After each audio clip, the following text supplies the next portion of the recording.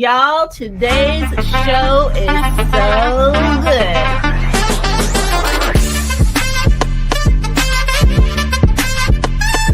But number one, I've never seen an intro like that.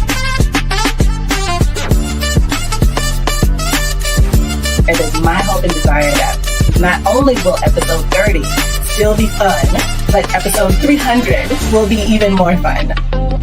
You were made for something great, so go and be awesome.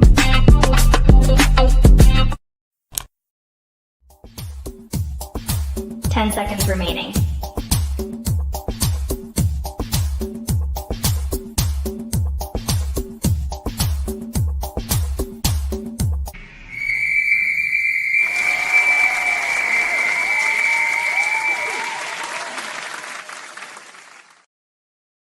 Welcome to the show. My name is Renee Hastings, and I'm your host of Renee Speaks. Y'all, today's show is so good, and part of that reason is because of our amazing sponsor, Executive Help Now. At Executive Help Now, we are all about simplifying your business so you can focus on what really matters most. From streamlining operations and managing your back office, to producing podcast shows and keeping everything organized. Our team is here to help you thrive. So if you're ready to make life just a little bit easier, hit us up at www.executivehelpnow.org. Y'all, today's show is actually one of our favorite guests. We have been trying to get together for the longest time, and we finally were able to make it happen. I'm so excited to share with you a little bit about her. And this, I'm sure, is being very modest, but today's guest is Jennifer Kaplan, and she is the founder and president of Evolve PR and Marketing, Arizona's largest public relations firm. Since launching in 2010, she has grown Evolve into a team of 25 full-time publicists serving over 100 clients nationwide. And she's also a proud Phoenix native and ASU alumna. Jennifer's relationship-driven approach has earned her lasting partnerships and recognition, including 40 Under 40, Most Influential Women in Arizona Business, and the inaugural Hugh Downs Alumni of the Year Award. Beyond the office, she enjoys family time, community involvement, yoga, and cheering on her alma mater, Arizona State University's Sun Devils. Y'all, put your hands together for Jennifer Kaplan.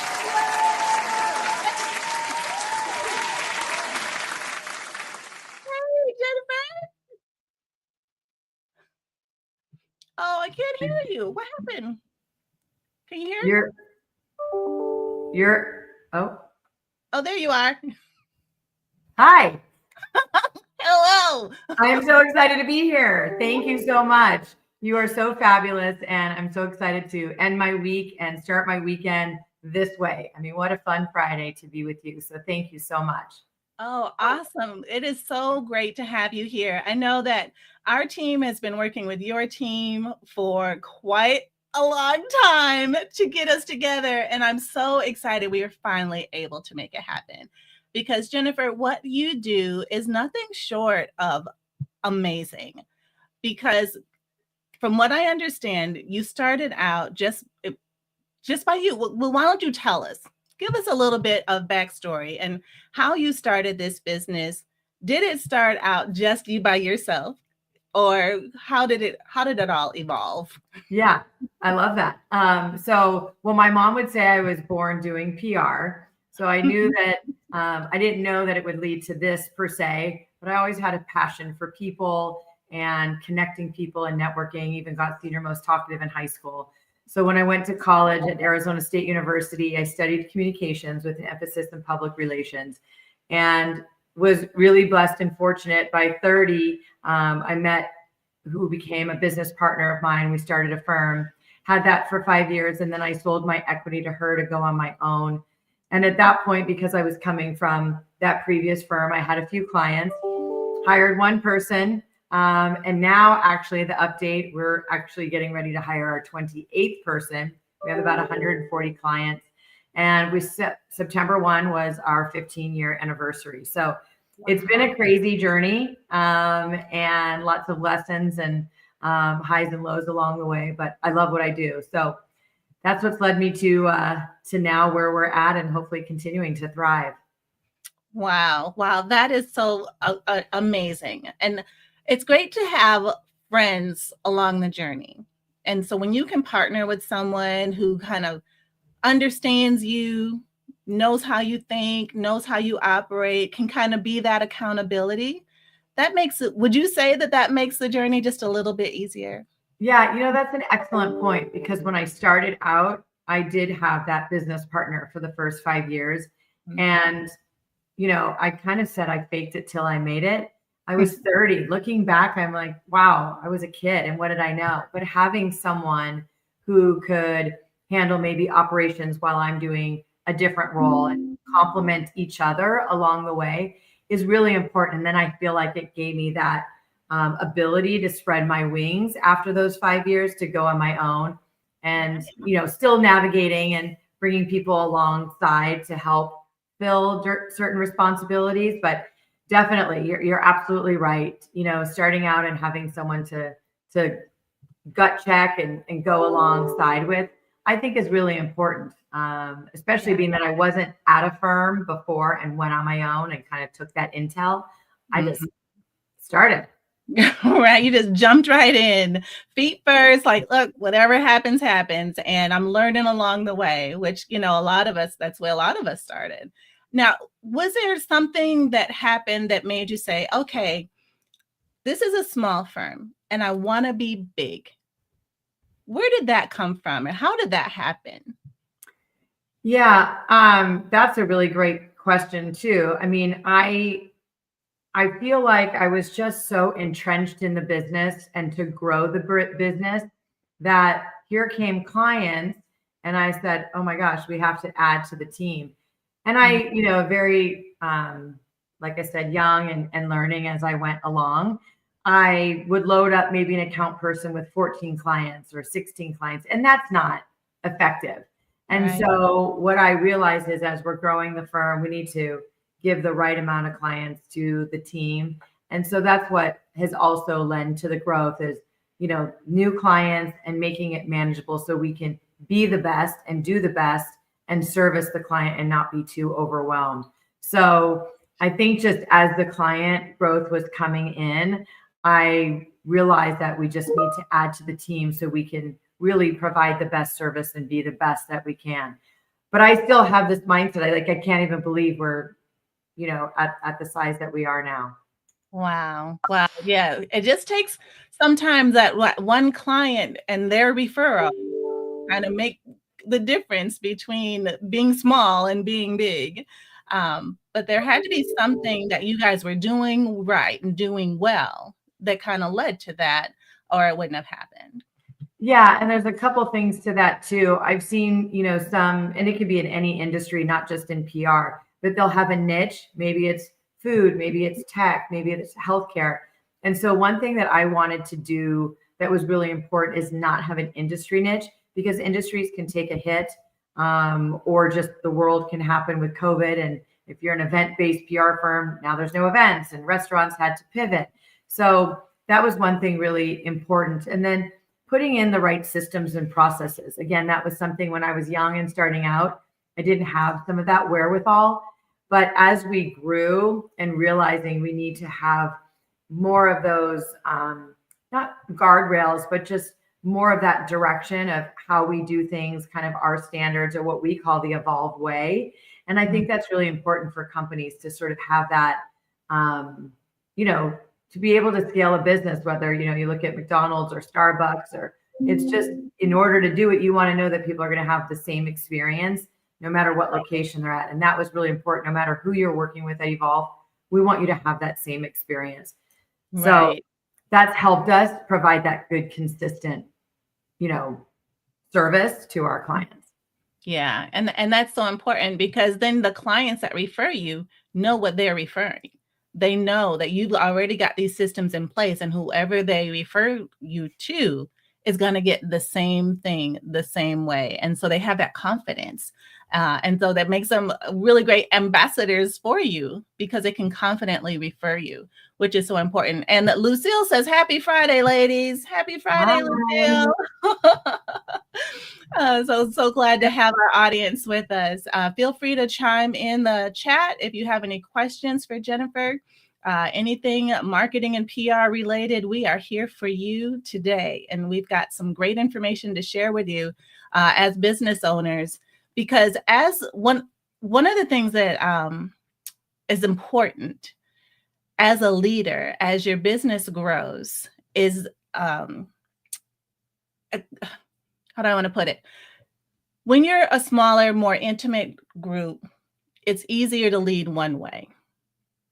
How would you say that changes the more people you add, or does it? Yeah. Well, what was kind of resonating when you were starting that question was brand and reputation, as well as, because as a leader, people are, looking at the business, and we're working with higher profile clients, and, the integrity of our brand and our reputation. So I think it's really important to be aware of how you're presenting, preserving even the integrity of the company. And going back to that example of other businesses when they scale, you want to know that service is going to be consistent. So, continually doing training and making sure that as you grow, you don't lose sight of the core values of an organization. I know for me, one of my pet peeves is going in somewhere, using even a restaurant, and I have this incredible meal and I can't wait to go back. And then I go back and I'm like, oh, that didn't taste the same, and the service wasn't as good. And so I think that businesses really need to be aware of, if they're growing and expanding, that they need to maintain that consistency, because people will move on and go to the next, because there's a lot of choices and a lot of options out there. And so I think it's really important for people to look at their brand, and that's externally with media, but also social media. That's a really big, important, impact to, where people are seeing and touching and feeling a brand these days. Yes, absolutely. Because how many times do we get asked, say you're at a restaurant and you have a great experience, the waiter will ask you, will you give us a 5-star review on Google? Like right there while you're sitting there. I know. Who would have ever thought that would be like a thing? Right. Yeah. Right. So, but even as in our field, when we're supporting executives and they want a recommendation for where to go have dinner with an important business partner, what do? We Google it, or we go to OpenTable, we check the ratings. What are the ratings? So it's so important for us to have that consistency so that those ratings stay high and that will help us to make sure, or better our chances that they'll come back, they'll tell their friends, and their friends will keep coming back too. And Nia says that the best compliment a customer or client can give is a referral. Absolutely. 100%. Yeah. I think our society, even if you see someone's hair that you like, or just whatever, a service might be, and you say, where do you go? Oh, I go to so-and-so. And then, you call that person. So I do believe that referrals are so important. And that goes back again to your reputation. And I think that, I always say too, perception is reality.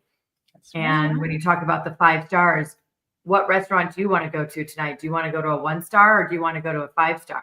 So that's so important. And referrals, foster that as well. The people are going to want to share that great experience they have with others.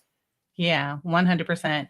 And so it sounds to me too, Jennifer, like you were saying, when you're talking about training your team as you're going from a small, maybe boutique firm into a larger business, that is a lot of that has to do with the culture of the business. So your team stays um, on top of their game and knowing what is the latest thing that's happening, what are the latest trends, how can we stay ahead of this while still maintaining our core values and the mission that we're here for.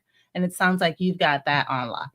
Yeah, and that's a really hard one to stay on top of as well, because in our industry and other industries, but really AI is, really coming in fast and hard.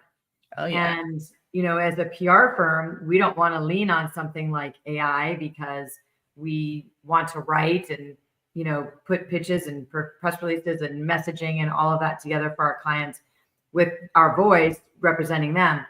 But there is something to AI and incorporating that when and where appropriate, because I feel like companies that aren't going to embrace the technology. So we want to be true and authentic to what we're providing for our clients, and then incorporating what is technology, what is trending, or what is important to weave into our service. So yeah, I mean, that is another one. The culture, retention is so hard for companies, and having the ability to provide what your team needs is really number one.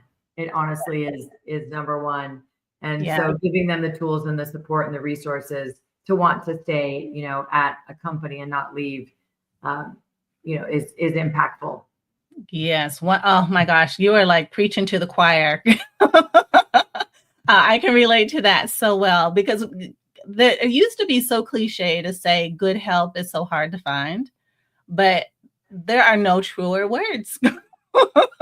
Yeah. Good help is so hard to find. And when you get them, the last thing you want them to do is leave. So you, as an owner, want to make their time with you one of that's they're going to enjoy, and one that makes them want to stay and makes them want to do the work, and makes them know that their time here with you is going to be the best time of their life. And so as a leader, you're always thinking about, how can I keep them engaged? How can I make this more of a better experience for them? What can I do to continue adding value to their lives? Yeah, sure, I've given them a job, but a lot of times that's not why people go to work. People go to work because they love what they do. And so we want to continue creating that kind of atmosphere and environment that makes them want to keep coming back. 100%. Yeah. I mean, you were saying the words I was thinking, creating that environment in a place that they want to be, the people that they work with, I know it's cliche, but people say you spend so much time with the people that you work with. If you're not happy and you don't want to be in that environment, it's going to come through in your work and your performance. So when you get people who are committed and excited and engaging, I mean, it's like all cylinders are kind of going. But I think companies should not have oversight to that, and they need to recognize how important that is to having, a place that people want to be. Yes, absolutely. Environment is everything. And we have a really great question from one of our audience members. She says, what is your suggestion for a newer business owner who knows they have something great to offer, but just does not know how to market or sell themselves? How do they get their name and brand out there? Well, first, I would say it's a great question. First, I would say make sure you have some of the basic assets in place, like a great website. You've got your social pages set up, any other forward facing, because once you go and you start marketing, whether that's PR or other, people are going to go and look, like we said, they're going to look at Google, they're going to look at your website, your socials. So the first thing I would say is utilizing those platforms. They're free, and that's really important. And then, the two hats that I say at our firm is the traditional media. And while, yes, there's value in a PR firm, but people can also, be resourceful if they're starting their business and maybe contact a TV station or a magazine, at the front listing the editor or, one of the writers. be resourceful and send them information about your business. And then the way that we define marketing is community outreach and cross promotional opportunities. So those are other ways to get your name out there. Maybe you're tying in with a nonprofit. Maybe there's a business that complements, what you do. You don't need to join a chamber per se, but doing something maybe like a ribbon cutting or something with, a group or organization that is in your target demographic. So being, involved in like your surroundings and knowing, sometimes it is giving something a little bit back. I was with a coffee place the other day, and there happens to be some charging stations they just put in the parking lot. And it's not just Tesla, there's electric vehicles that can charge there. I said, well, there's a coffee place. These people are sitting in their cars, walk outside, maybe offer them something. So thinking resourcefully, what's around you that's going to capture those people that are going to now become exposed to your brand and, hopefully become clients. So those are some of the ways that I would approach it, is obviously the traditional media, and then just being aware of your environment and maybe doing some give back or, getting involved in the community. Yeah. Oh, I love those suggestions. And I appreciate Angela for the question, because there are so many of us, that we get held back from doing what we know we're gifted to do because we don't exactly know how to get out there, how to get our name known, how to promote ourselves. And I think that what you suggested, reaching out to the media outlets, finding out who is the person who might resonate with your story and who you are and what you're doing. It never hurts to try to, find out who is that person and get involved in those communities or those organizations that may be your people who can use what it is that you have to offer.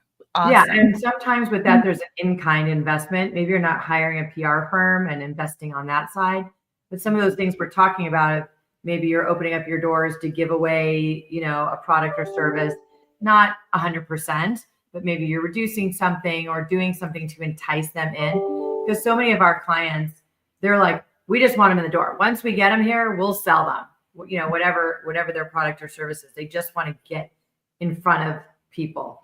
So think of ways that you can get in front of them. And maybe you are, like I said, offering or reducing a product or service. Yeah. Great suggestions. Angela gives us a heart. Thank you. Thank you. And then also, Muning Collectibles says that she would choose a positive, happy work environment over a toxic one with higher pay any day. So yes, she's a true witness. We're like preaching to the choir here. Environment is everything. Even if they don't pay you as much money, your health and wellness and mental well-being, oh my gosh, you can't pay enough money for giving that away. No, Yeah. especially these days. I mean, not that it wasn't that way 20 years ago, but I think it's even more so now. And I cannot tell you how many people, not just in my organization, but others that I just know of, that leave because that carrot is dangling and they think, you know what, I've got to make this money. And honestly, it's 99% of the time, the grass is not greener. It's not what they had thought. So I think that is so important because it'll affect your family and your health and everything else. And it's not worth it. I mean, yes, it seems like it is worth it to make the money, but it's not if it's taking a toll on your life. That's right. Absolutely. I was actually on a show last week, and one of the questions to me was, well, what do you do when you get a client who's angry and irate and flipping over tables and, and has this nasty, yells and all these things? And I said, that's one of the benefits of being an entrepreneur. You get to pick your clients. Yep. And I am for my team 100%, and I will go to the mat for them. And if any of our clients are treating our team members poorly or creating an environment that is stressful or causing them any angst, all money ain't good money. Yep. And that was hard for me as a young entrepreneur, not now. because, I don't want to let them go. And how do I, just navigating that. So when I was a younger entrepreneur starting out in my 30s, I don't think there are probably a lot of situations where I could have been more authoritative in those circumstances. But now it's like zero tolerance, zero. We just can't. And then, you close the door on that one, another one will come in that's healthier. That's right. That's right. And it's so important that you be choosy as a business owner. And even though the money might look good, if this client is taking a toll on your team members, you're going to lose your team members. Yeah. And how hard did you work to get the team member? And how much value is that team member adding to you? Yes, the client is the money might be great, but if they are wreaking havoc on your team, you're going to end up folding because your team is going to leave. Yeah. So it's not worth it. I mean, it's too risky of a thing to do, to invite that or to subject your team to those kinds of toxic situations. It's just, I would not recommend that at all. No, absolutely. But you're right. On the heels of talking about the culture, that's a big one, because a client, you got your internal culture that you're creating, but your clients can taint that as well and create a negative environment for your team. So 100%. So right. Good riddance to those people. Right? We don't need that in our lives. No. Life is too short. Yeah. Exactly. So then, Jennifer, kind of moving on to the clients, how do you evolve strong client relationships while leading a fast-growing team? How do you keep the client feeling like they're your only client?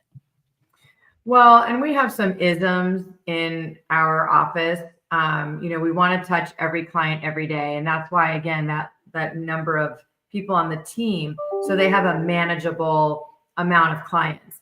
And when I say touching every client every day, they may not be talking to them, but they're doing something that will then, within a period of a couple of days, maintain that communication.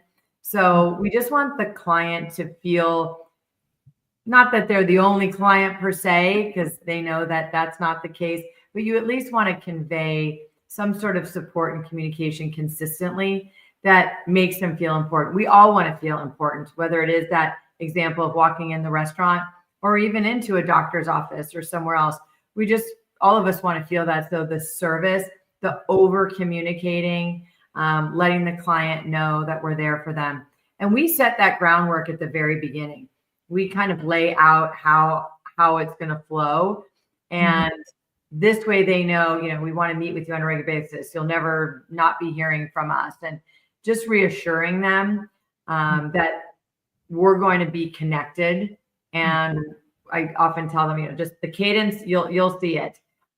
Because I don't want the client to ever feel like, I'm paying them to do a job, provide a service, and I haven't heard from them in 2 weeks. Like that would, I would be like, no.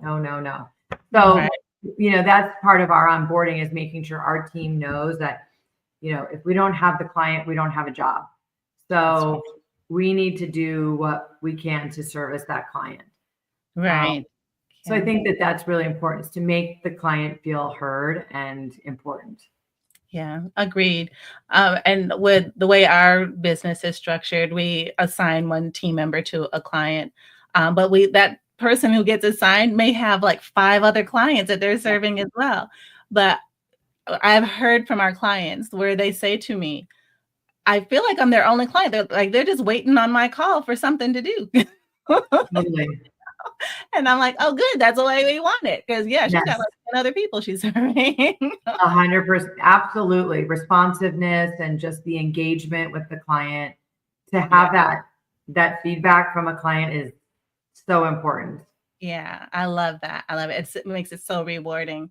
So as we talk about leadership and recognition and that sort of thing, you've received a lot of awards. And so what is that being named one of Arizona's most influential women mean to you? And that's almost emotional, to be supported and around and celebrated with other women who in all different industries, but just to be around women that are trailblazing and making a difference is so important. I have a close relationship with my mom. She's an entrepreneur and kind of grew up seeing that. And she's very much about, feeling your power and being yourself and your authentic self. And when I'm around other women that are in that realm, it's powerful. And so that to me is I've gotten a few industry awards or the awards from the school and things like that, but being around the other women when we're, building in industries where men or, we're kind of fighting for our spots, I guess, if you will. It's pretty inspiring to be around them. Yeah, I can imagine. And you are an inspiration to others. They're looking at you. They're following your lead and your example, and because it's so inspirational, and you make it look so easy. It's like 4-hour nights of sleeps and, but, I want to empower others. I do a lot of talking with individuals who are in college or, pivoting in a career and things like that, because I feel so blessed that I'm doing something that I genuinely love. I use the analogy a lot of Tiger Woods. You'll see pictures of Tiger Woods when he was 3, holding a golf club at 3. And you think, oh yeah, this little kid's playing golf. So cute. That's nice. And then to become and achieve what he's achieved, that's on a totally different level. But my point is, I'm that 3-year-old who was in that space of talking and social and all of that. And I get to do something every day that's like all the things that I want to do.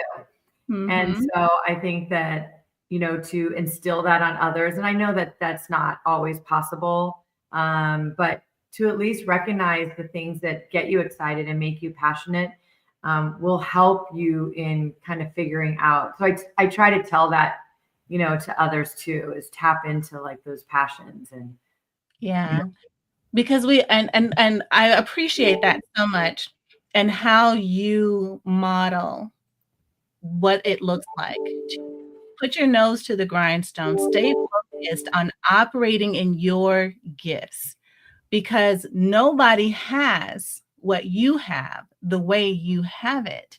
And so it's so important for us not to keep those gifts from the buying public. Amen. If we don't give it to them, it's like we're robbing them of an opportunity to have a better life because of what we have to offer. And I don't know if I'm saying that in quite the right way, because it's so, what I'm trying to say is nobody has what you have. You have your own unique thing that makes you you and makes your business so valuable to someone or lots of someone's. And so you don't want to sit on it, and you don't want to not start. Whether it's fear, whether it's not whatever. Just start. Just get started. Well, I am so glad, Renee, that you said that, because I've been wanting to share this little nugget, and you just gave me a perfect segue to give my mom another little love and shout out here. My mom had said for me for years that fear is the real 4-letter F word. And that fear holds people back from so much. And it could be in business, but it could be a relationship. It could be buying something and, I'm not good enough, or I'm not worthy enough, or I'm afraid what will happen, or what if I fail, or what if. So that's the mindset, is fear being that real 4-letter F word, because it is so polarizing for people. And I always say too, sometimes to my team, what's the worst case? You get a no, or you have to fall back on this, or whatever it is, but go, do it. And I love that. You said, what's the worst case? What's the worst that can happen? Keep on asking yourself, what's the worst that can happen? They might say yes. They may say no. Either way, Did it kill you? Right. No, you're still alive. Yep. But this is so powerful that people tell themselves um, a different narrative. So that's something, as an entrepreneur or inspiring others or leading others, motivating clients and all the things is just not letting those things hold you back. Right, right. And that reminds me, I have this image in my head. I went to some kind of car event or some kind of truck racing kind of event, and it had like this big four-wheeler truck, like it was just jumping over dunes or whatever. And the words underneath it said, "But did you die?" No. So Yes. we do scary things, Yeah. and we're still alive to tell the story. 100%. I mean, you might not catch me jumping out of a plane. That F word goes out. The other F word would probably be there. But no, I agree with you. And that allows people to maybe follow a dream or a passion and not let it hold them back by telling themselves they can't do it. Yeah, yeah. I just keep on saying yes. There's somebody who wrote a book called The Power of Yes, I think is what it's called. Maybe it was Lisa Nichols or somebody wrote a book, just the power of it's probably one called The Power of Yes and The Power of No. Anyways. Right. No, yes. Yeah, but it's like, just if you keep on saying yes, it's been my experience that you just open yourself up to so much opportunity. Even if you have to do it afraid, just keep saying yes, and it will stretch you. And the more you stretch, the more comfortable it will become. And then you will feel like you were meant for this space, because it's now second nature for you to now be in this space that you were afraid of in the very beginning. Well, and I'll take it one more layer after that. If you are that person, thus you're going to attract people in your life and in your world, again, business and personal, because that's going to attract people who want to be around that person. Right. Because they're open, because they're more positive, because they're more, eager, whatever the reasons are or application of that situation. But I think then that fosters more goodness in your life. Yes, absolutely. And that is so true. It is absolutely 100% true, because positivity attracts positivity. It's like when you walk in a room, what is the air you're bringing with you? What is the disposition you have? Energy, yep. The energy, yeah, that's I knew there was a word for it. Yes. Yeah, what is coming along with you? Is it attracting people, or is it repelling people from you? Do people look at you off in a distance and see someone who's confident in what they're doing or who they are or what they're bringing to the table? Or do they see somebody who might be a little afraid or meekish or mousy or not standing up? Not, yes. Yep. And timid, yes, yes, yes. So we want to think so strongly about how we enter the room. What is our mindset when we walk through the door? And it was so funny. I was sharing with a friend some different things that was happening in my life, and she sent me a picture of a woman who looked like $1,000,000 in this incredible dress, and she's walking in this room like a boss, like a boss. And I was like, yeah, I want that. That's gonna be me. Right. Right. And then you get that, and then there's going to be someone else you'll see, and you want that. Yeah. And it's a hard mindset to get to sometimes. There's one wanting it, and then there's, because I can tell from talking to you, and then there's achieving it or getting to it. Some people just are like looking at that person going, I kind of want that, but I don't know how I'm going to do that. Yeah. It's like, just chip away. Yeah. Just work towards that. Yeah. Baby steps. Yeah. Yeah. Because and what I say when if someone is looking at me and they're like, I don't know how you do that. I'm like, I do it afraid. Just trust and believe. Inside here, yeah, all kind of butterflies. I can literally throw up. I don't know if I can say that on camera. No, but I know what you're saying. It just you embrace it and run into it, even though you might be feeling all the feelings. I think that's a beautiful. I mean, I have that mindset, and I celebrate that. I love that. Yeah, and I don't regret it. I must say, because if I let fear, or if any of us let fear control us, we will never achieve all that we're supposed to be or have. And also getting okay with having stuff, that's a whole nother mindset shift that people need to make too. Because if they're so used to not having, and like and their language is like, oh, I'm broke, or oh, I'm so not this, and all this negativity, then that's exactly what we are going to be and what we're going to have. But we have to actually envision ourselves being where we want to be, and then actually take the steps and make the moves to accomplish and achieve all that we're supposed to, and be okay with being the recipient of abundance. That's a whole nother. Yes. And I just want to pinging off of that, as I've gotten older. It's not necessarily cleaning house of friends or clients that we talked about earlier, but it is an element of that, and choosing to be around the people that have, that energy and mindset, and they're going to lift you up. They're going to make you more positive. I mean, all the things that we're talking about, whether that's your team or your staff or your clients, or even my husband and I, when it's the weekend and we want to go do XYZ, there's people that we know, well, if we go out with them, it might be kind of, do we want to do that? Do we want to be around? We'd rather just the two of us than, sit at dinner with someone or be doing something when it's just negativity. Yeah. And I think that is so important too, especially when you're doing mind shifting your mindset work, because it is work. Oh yeah. That who you have in your space, critical to your success. So if you are surrounding yourself with these negative people and they're bringing you down, or even people, I found people who talk about politics, they are not my people. No.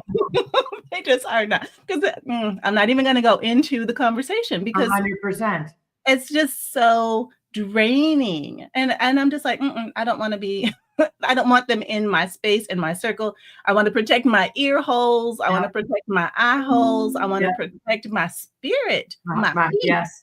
Yes. I have to protect my peace. Yes. So yeah, I even find, even if I'm the same,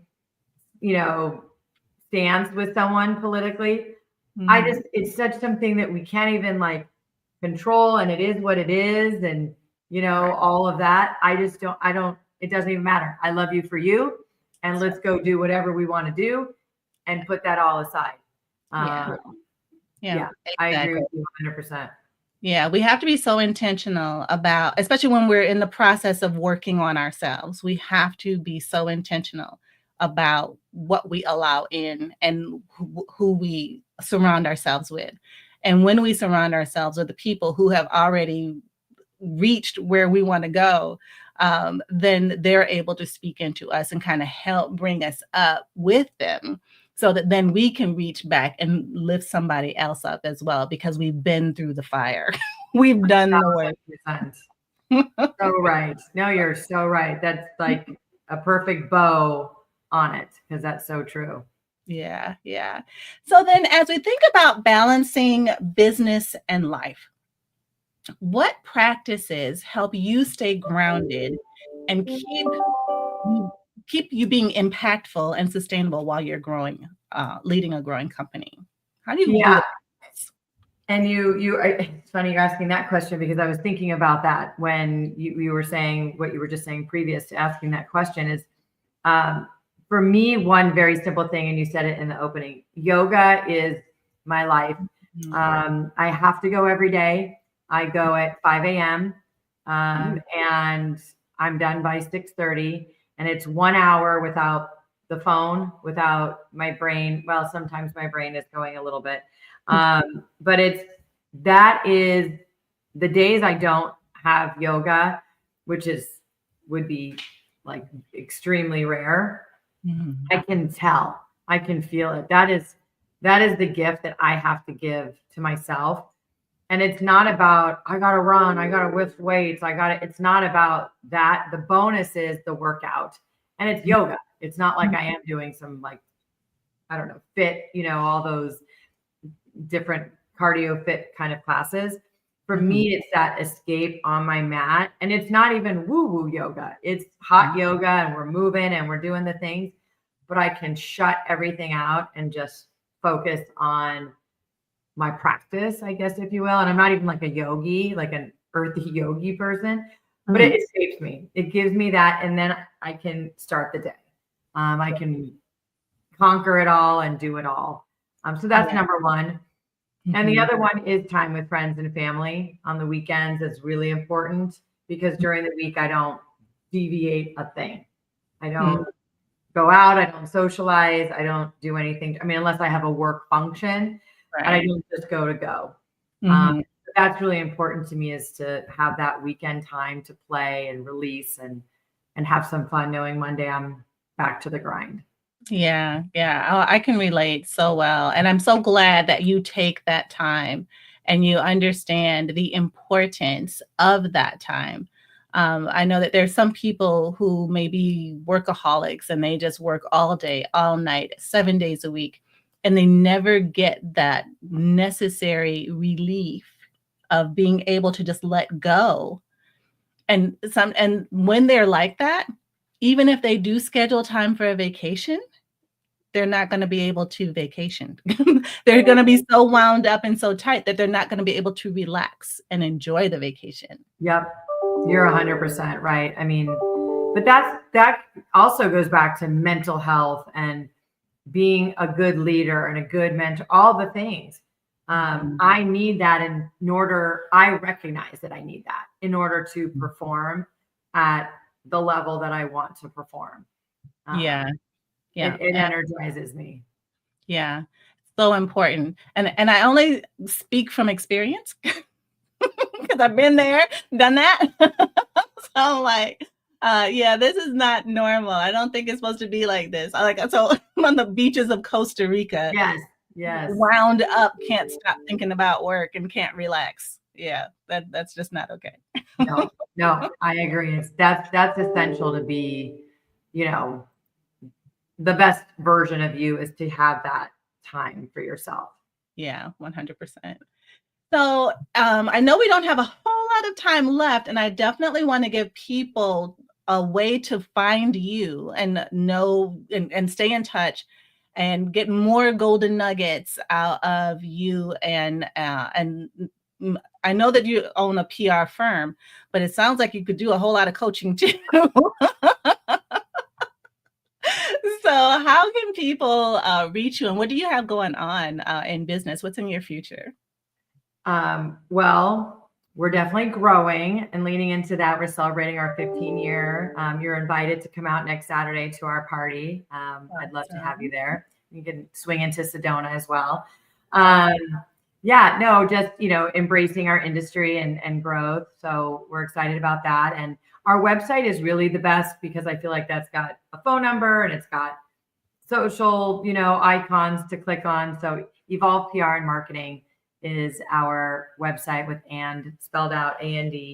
And it's just a great place to learn about us and what we do and get connected to us. And I welcome any reach out for any conversation or questions. I'm always super open to sharing anything that's advice or support people may need.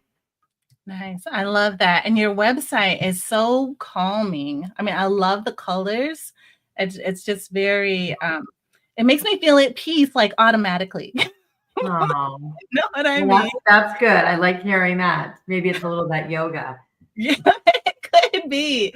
But yeah, I love the colors and how you work with people and helping them to get known, get publicity, help teach them all the things that they need to do or do it for them so that they don't have to and they can stay focused on doing doing their business. Exactly.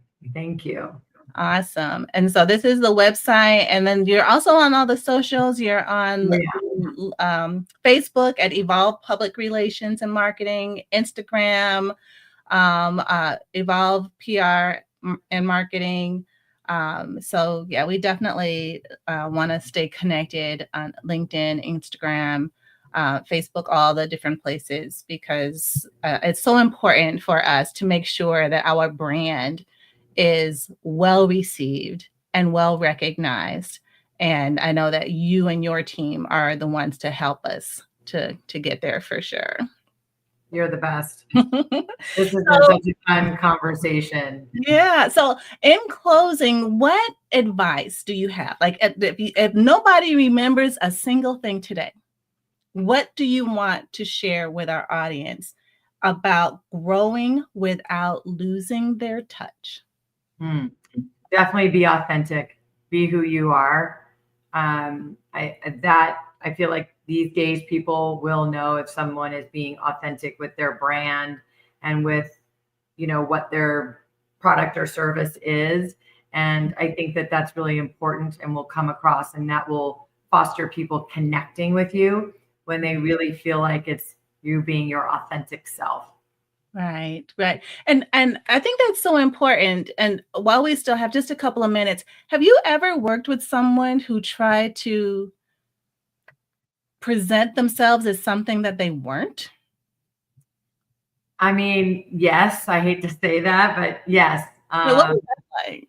And I feel like, well, and it gets clunky. You can tell that even their messaging or their commitment to growing their business, like they're either just going through the motions or they're not sure of their messaging. They think it should be this, but it really doesn't make sense because that's not what they're trying to do. And so I feel like then people don't understand, if you're going to, using another food and restaurant analogy, but if you walk into a steakhouse and you see a lot of their features or pizza, are you a steakhouse?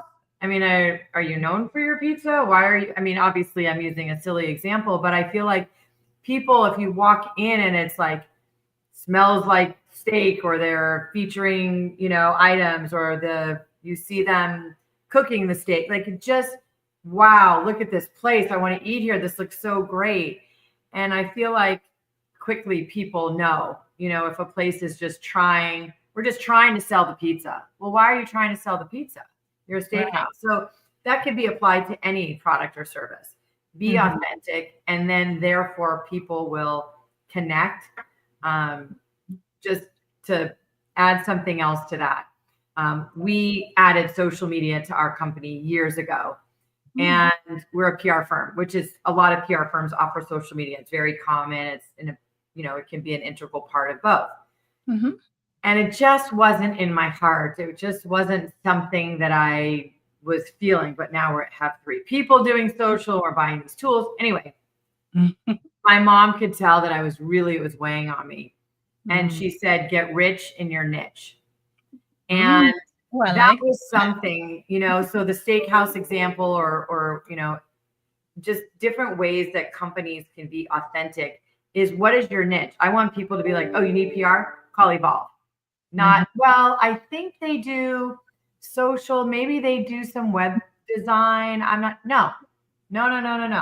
We do PR. So if you need PR, that's who you're going to call. Right. And I know there's of course, the steakhouse could have, a flatbread on their menu and it not be the end of the world. But I'm talking about really leading with who you are and what your niche is. And then that authenticity will come across. Yeah. Oh, that is so good. I love that. Get rich in your niche. You got to have my mom on. She's got all these great isms that she instilled in me. I love that. But you said, though, hold on, that makes me go back to the beginning of our conversation when you said that you did not niche. Like you served everyone. Like you didn't niche down because of industries. Yeah. Correct. But our services are only PR. We don't design, build, create, websites, graphics, branding, So we don't manage social media, anything like that. So we do work across industries, but our niche is just PR. Got it. Okay. Thank you for clarifying Yeah, that. no, thank you for asking, because it does sound like two different conflicting things that I was saying. No, yes. No, well, yeah, it made perfect sense now. Like absolutely perfect sense. And because that's the way we were too. And that's why I think it may have stood out in my head, because we have been never niched down, because in providing support to executives, it doesn't really matter what industry you're in. Calendar management and email management and travel arrangements are all, pretty much the same, no matter where you are or what you're doing for your business. Yes. But as we are heading into Q4, we are we're taking that advice to kind of niche down our service offerings, and so there's more to come on that. That'll be a huge Q4 announcement for us. So there'll be some teasing and promo leading up to that. So I'm super excited about it. Our team is ready for it, and it's going to be great. That's a big deal to introduce kind of a new direction and offerings too. Yeah, we are super stoked. It is going to be so fun and so impactful. And so more to come. More to come. I'll be watching. Congratulations. Oh, thank you. Thank you so much. Well, Jennifer, this has been such a wonderful time with you, learning more about public relations, the importance of being authentic and true to ourselves and who we are, not trying to force a square peg into a round circle, but actually doing what we are meant to do. That's kind of the takeaway I got from today's message. In addition to doing all that mindset work, to walk in confidence in who we are and where we're going and where we're headed. And so I'm so grateful to you for your experiences and for sharing with us the gift of your gray matter. Well, it means a lot for you to share this time with me and have this conversation, and I've enjoyed it so much. Awesome. Jennifer, you were made for something great. So go and be awesome.